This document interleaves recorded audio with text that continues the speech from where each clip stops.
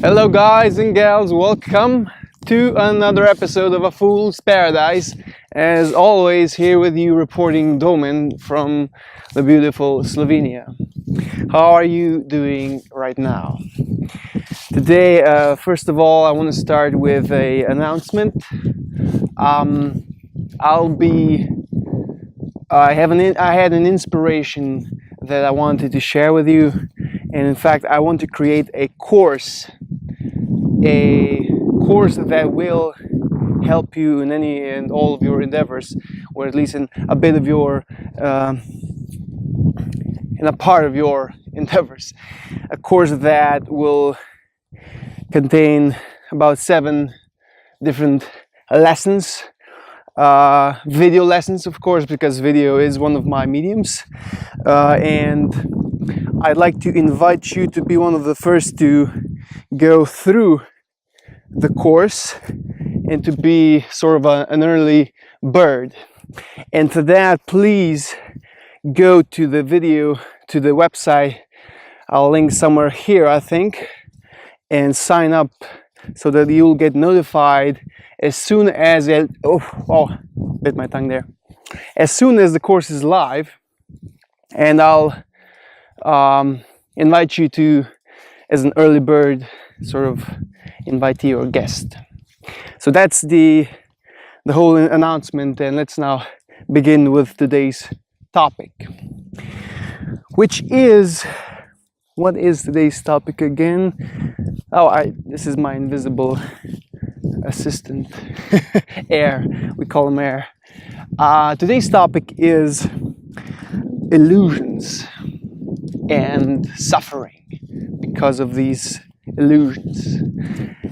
Now, this is a topic that I discuss perhaps even through all episodes, but sometimes the focus is more on this, sometimes not as much. But today the lens is all the way into illusions. So there are days when I feel this very strongly, less than in the past, but still, illusions that I make about myself, or rather illusions that are like, that's a cow. That's today's surround sound. Illusions that hinder me from living my life happy or satisfied or in peace right now. When we suffer, we tend to attribute that suffering to an outside, external source, external event, external happening. I suffer because this or that happened, and I suffer because I do not agree with that happening. So why do we suffer is, for one, it is because we fail to accept whatever is happening on the outside as it is. So we fail to accept it as it is, as the event is. We want to have it differently. We would not like it to be the way it is. And that obviously causes friction, which causes us to suffer. But the other thing is also, goes back to illusions. Because of the illusions or the illusionary world we live in, because of the mind you. Now this is all here. This is all real. The way it is. Even if we say there's a material manifest and a spiritual manifest, I think this is all just one thing, but we just divide it. But this is here. What's not here is the illusion. That's our interpretation. That's in here, in the mind, in the storage system, in the memory. We suffer also because of these illusions that we have. I am this way or that way. This will not work. This should be like that, and so on. We have so many illusions or so many stories about everything around us, and we've come to believe them so intently that obviously they come to happen in our life. So they're real. For us, they're just as real as this. As the tree, as those cows over there, as the mountains all around us. But that is obviously a fiction. that we've made to be reality.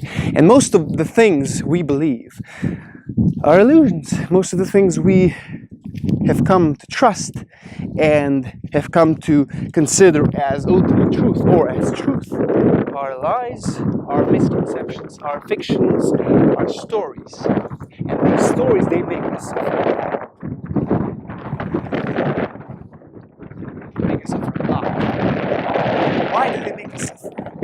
If they're illusions, falsehoods, untruths. But still, why do we suffer? Because of these untruths.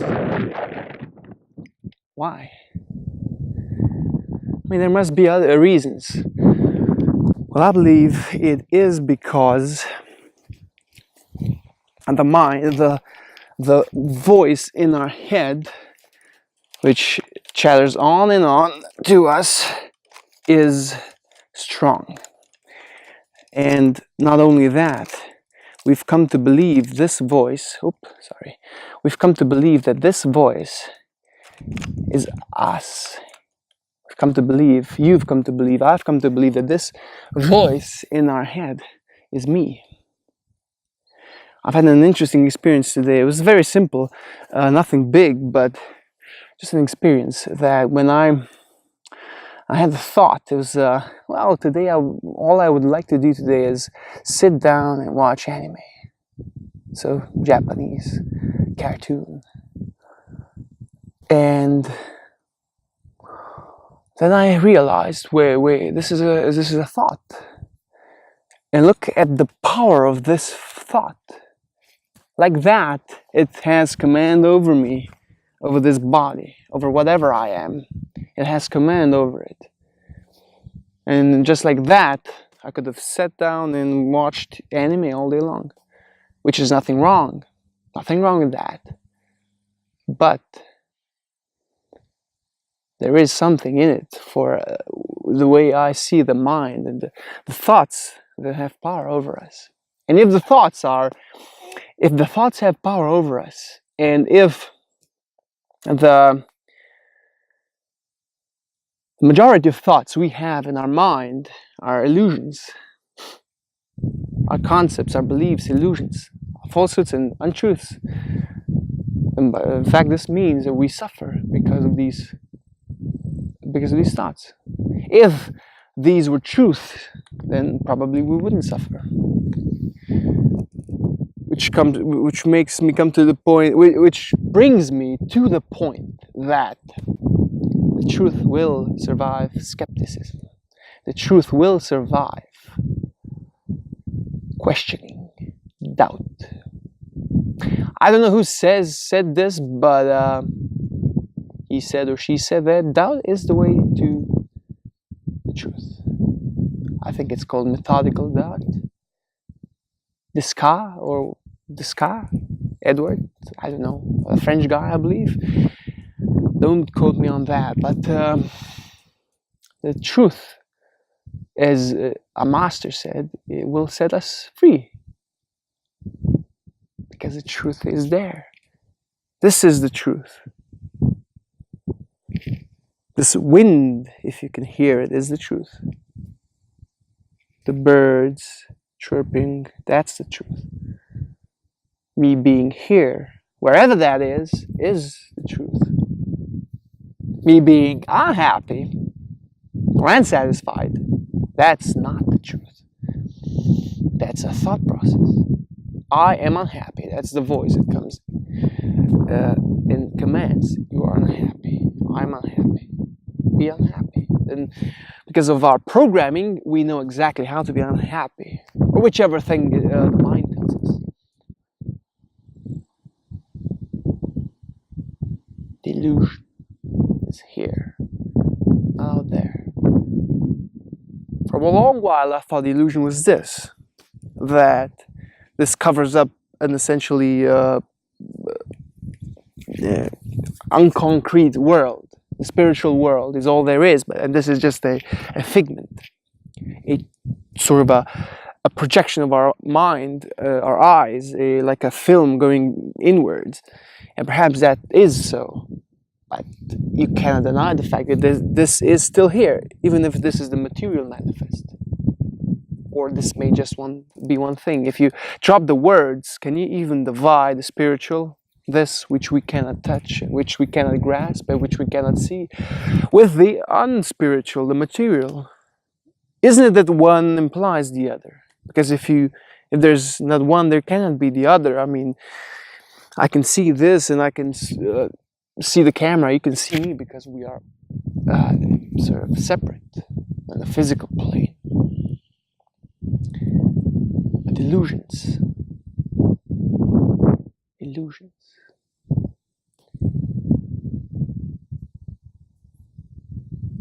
Buddha said that we suffer because of attachment.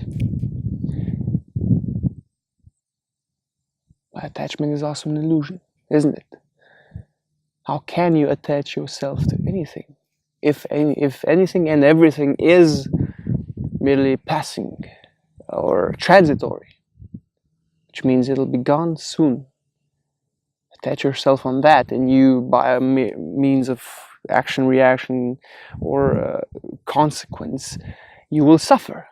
If I attach myself to that river, the stream, I should know now that I will suffer later.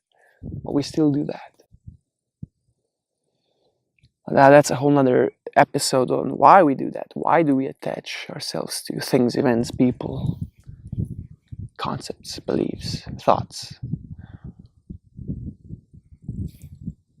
And the whole thing, the addictions, the attachments to our own selves. Look at that cow. Isn't she pretty? Or they oh look, she's also looking. I may be disturbing them. That's why I do speak on a low tone right now. Hopefully you can hear me.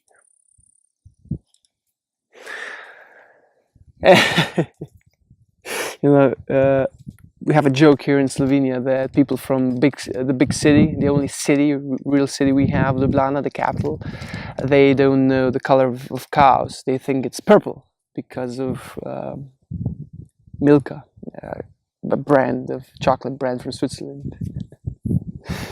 Maybe that joke is universal in all countries. Like people from New York, they don't know how cows look like. Purple. Yeah, well, that's a cow if you haven't seen one before.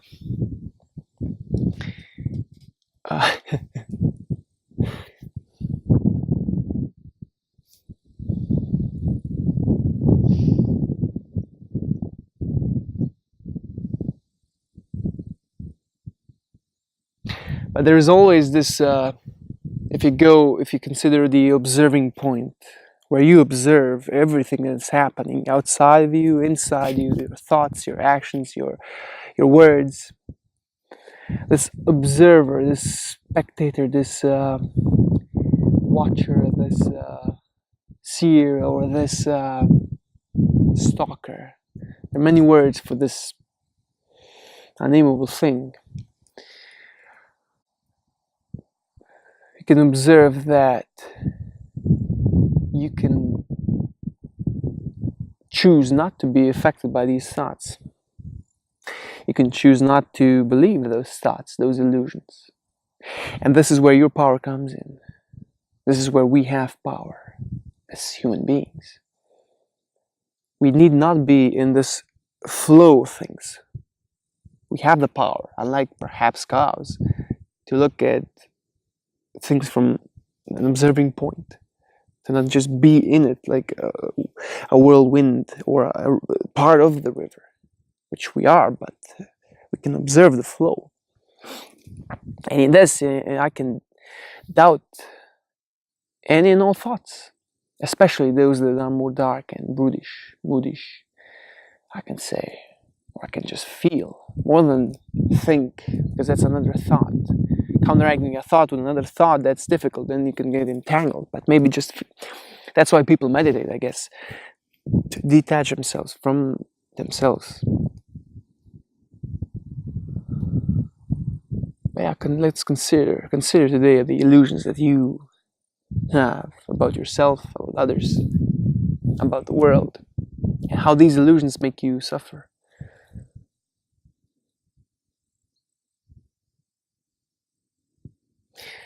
and go to this link and